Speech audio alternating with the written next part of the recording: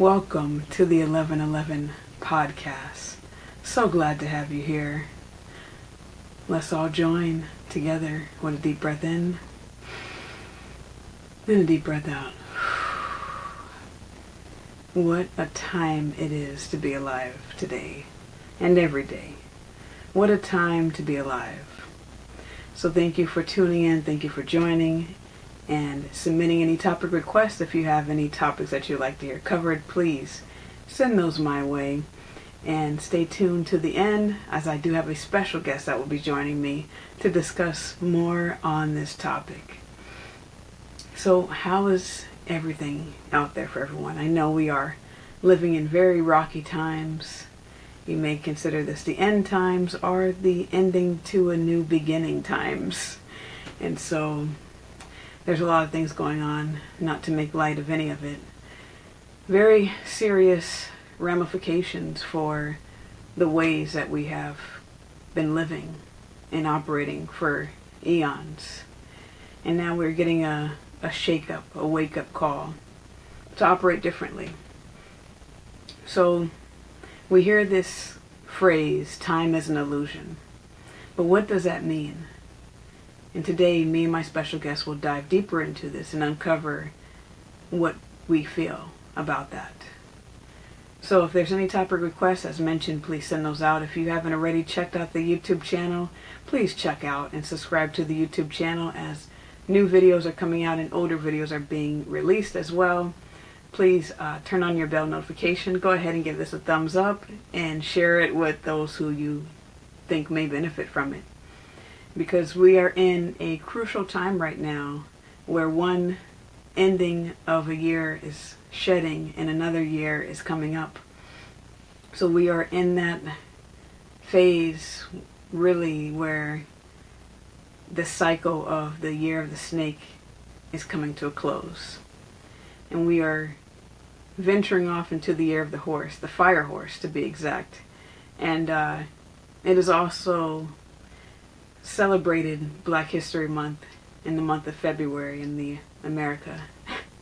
And there was a movie that came out a long time ago, and you hear the saying, the blacker the berry, the sweeter the juice. And there's a movie called Black Beauty. I think it originally came out in 1994, I want to say. Well, they did a remake of it. And it's only on Disney Plus, but they did a remake of it, and I haven't seen it yet, but it looks really amazing. So that is going to be my recommendation now. Black Beauty is not about people of African descent. So it is not about Black history in the traditional sense. However, Black is beautiful and Black is king. And so we're celebrating anything that honors Blackness, because Black has been so shamed and so abused and limited and confused and misused and misguided and misunderstood. So I'm taking this Black history to enhance it to cover anything having to do with the darker shades of complexities that exist within our human psyche, because we're all connected. We all come from the continent of Africa, regardless of your skin complexion. And the older your soul, you have probably been multiple races, multiple genders. Yes, multiple. And you have probably lived and walked many different shoes. And so Black is not synonymous just to a race or a culture, but it is a mindset. It is a mindset of when you see other, how do you feel? It is the mindset of when you have been raised around people who subconsciously engage in these environments where they don't realize the messages and programs that they've been conditioned with. There was a time where I was traveling and getting different sanctions done to make our society better. And it was a vast difference of each state, seeing how people who didn't look like me were programmed with fear to grab their purse or grab their keys or whatever the case is. And so I want us all to really think about, how do we perceive black in general. Whether it's a bird, whether it's a black cat, whether it's anything, what feelings come up for us? Because they are psychological programs that we've been conditioned with. And one of those programs is also how we view time. Now you hear sayings like time is of the essence. Time is happening now. Time is money. No time like the present. If you have any cliches or any other thoughts or any other statements that come to mind, any puns for time, drop them in the comments. Let's hear it. And so this world that we live in is based on illusion. It's based on selling you an image. It's based on selling you things that are not real. It's propaganda to build a sanction where the powerful can feel untouched by the grievances of life, which is just not true.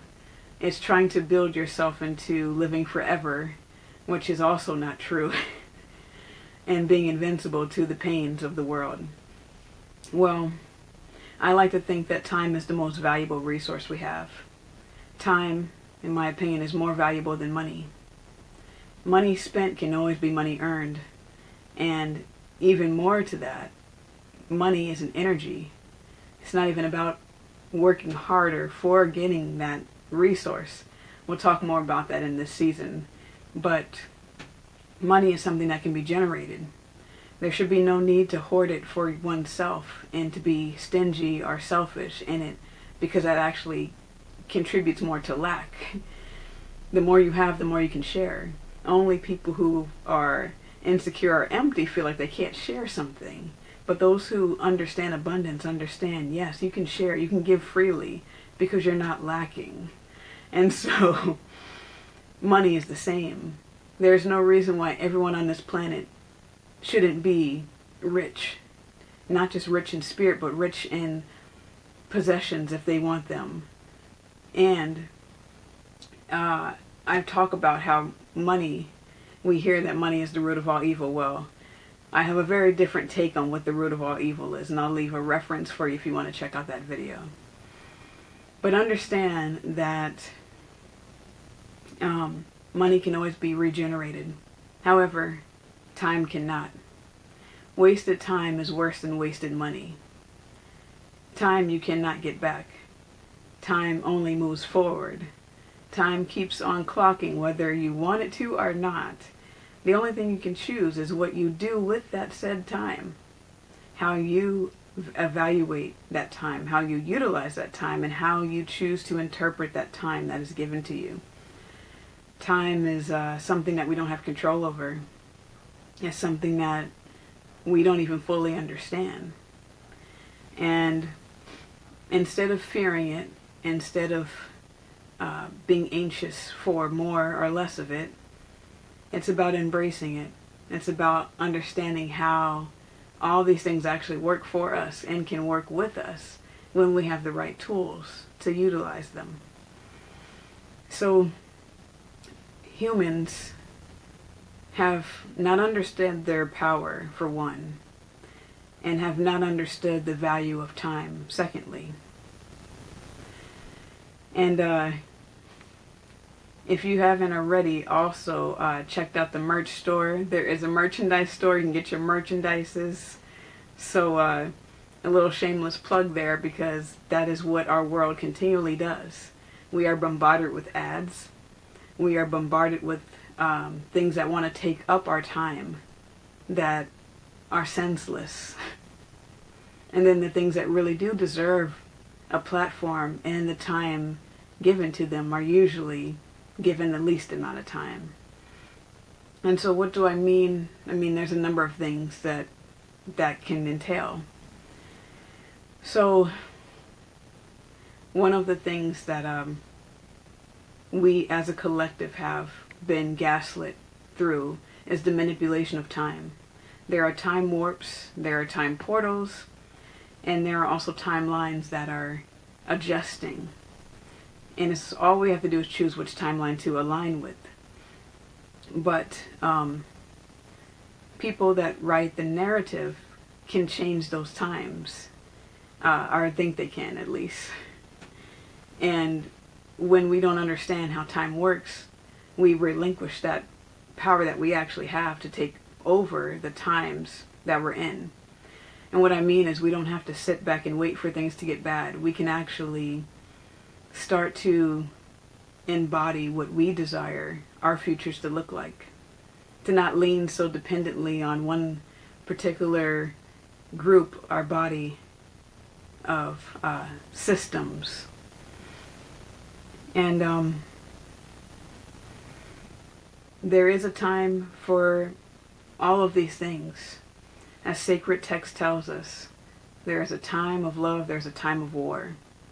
So these things happen. And there's also a time for those things to collapse. And right now what we are in is a murkiness where one era is coming to a close.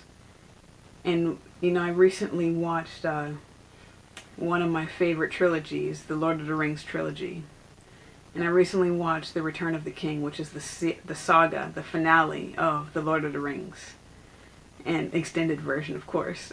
And The Lord of the Rings, Return of the King, was all about the rightful leaders taking their reign. And what happens when people have been in power that didn't earn that power and don't deserve that power and have no concept of leadership whatsoever, when it's time for them to relinquish that, they put up a fight because they feel entitled to it. And so a lot of these powers that are being shaken out of place want to keep fear intact, want to keep low vibrational things intact. They control the media, the energies control the media and things like that can keep people in a certain frequency to never grow beyond it. But for those of us who have already grown beyond it and have escaped that mindset, can be a threat to that power. And as they say, the kingdom will fall is taken by force, because we don't fight against people. It's the principalities that are collapsing. And when it's time for those stewards to get off the throne, they resist it and will cling to these rituals and cling to these traditions that make absolutely no sense. And part of what's happening is those sanctions are being shaken out of place. As I said, we're bombarded with chaos and nonsense and these things that want to try to take up our psyche and take space and time in our hearts and our minds, spending so much time talking about tragedy, taking so much time giving our energy towards fighting, taking so much time to do anything away from our purpose here. Our time is limited here. And so if you can capitalize on someone else's time so that they never know themselves, they never figure it out, you've just robbed them of their experience, their whole purpose of being here. And that is a tragic state to be in. So some of the ways that these energies have masqueraded taking these times are, again, changing certain platforms or certain understandings. So going back in history, when leaving and breaking off from Great Britain and the UK and Europe and trying to find a place of freedom, is the pendulum swinging from the matriarch of Europeans to now a patriarchal society where it's become dominated by unhealthy masculine energy. And part of that is to eradicate time. And I will dive deeper into more of these topics, but just to give a few examples of ways that we haven't understood time in, the ways that times have been manipulated against us, is we spend more time working than we do resting. I don't think we should have a 5-day week schedule, personally, of work. I think that's too many days to be working. I think 4 days on, 3 days off makes the most sense to me. 3 days off will allow you to have 1 day of rest, one day of chores and one day of fun. And I think that that is what a balanced human life needs. But to work 5 days is again feeding into the greed and the selfishness of trying to, as the Matrix already called it, trying to diminish us down to a battery. Morpheus already prophesied this, that the goal is to drain us of our essence and to get us operating as machines. And if you can't operate as a machine, guess what? We'll threaten you that a machine will take over. We'll threaten you that AI will replace you tomorrow. We'll make you feel and literally say we want you to wake up in fear every day and have no ramifications for that. Literally can say that wide open and no one's going to bat an eye or do anything about it. So we have been abused in the way that we operate. Another thing that I personally have been gravitating into is that for me, I feel, and I think this is partially because my schedules have been really unique recently, but I feel that the first day of the week starts on Sunday. I don't think Sunday is the day of rest. I think Saturday is the day of rest. That is what my natural rhythm has accompanied me to feel. I feel restful on Saturday and I feel more energized on Sundays. So I think that that's probably been manipulated as well, just as the calendars have been manipulated. That is exactly what 2012 was all about, was a Mayan calendar. The Mayan people understood a certain way of being. And once the calendars were changed to more, I think it's called Georgian, I don't know exactly, the calendar type that we live in now, I think is also a byproduct of patriarchy and unhealthiness, because we are also not attuned to the rhythms of the earth. So I think the way the calendar is set up is also skewed and abusive to our nervous system, to our intellect, to our psyche, to our spirit. And the other part of it is that we do not have a good, healthy relationship with nature. So a part of time is understanding rhythm, understanding the seasons. Part of the hijacking of our mental, emotional bodies is changing the calendar as well. What I mean here is we celebrate the new year in January. Now, every season typically has about 3 months of harvest for that season. For the winter, you have December, January, February, and then it switches to the spring, and so on and so forth. When you celebrate the new year in the dead of winter in January, it is psychologically abusive, because you're telling yourself your body is needing to hibernate, but you're telling yourself you should be celebrating when you really need to be cocooned. You really need to be resting. And I feel like there is a divide where people who are more attuned to that are starting to feel that. They're not wanting to go out as much. They're not, especially during like the New Year celebration, it feels off. And I think that there is an alignment, because there's an understanding that that is not the actual rhythm. That's not the time that we're supposed to be celebrating. This is the time we're supposed to be resting. The sun has set earlier for a reason. It's telling us, get your ass to bed. It's giving us this energy of the rhythm that we could be operating in. The season doesn't really start. And I've been doing this for a couple years. I don't celebrate the new year until March, really, until we get back to the season of Aries. That is the first of the 12 zodiac tribes.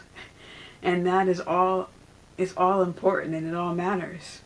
And we've been disconnected from these things, and we have been shamed for them, ridiculed for them, forgotten, all of these things, because someone else told us how to live. And it's time for us to take that power back. So I want you all to know that all is well, and that We are moving into a new timeline. A new timeline where we're not giving into fear. A new timeline where we're not giving into comparison and ego tripping and insecurities. Yes, those things exist, but it's about having a balanced approach to them. In this new timeline, it's going to be about collaboration. It's going to be about commitment to our healing. And it's going to be about living in love and living with acceptance for each other. We don't have to be the same to love each other. We don't have to even agree to accept someone else's way of life. And that is what we're going towards. So would you join me in welcoming my special guest? Let's get to it. I thank you all. And it is time. So let's get to it. And I look forward to talking with you all more. Until then.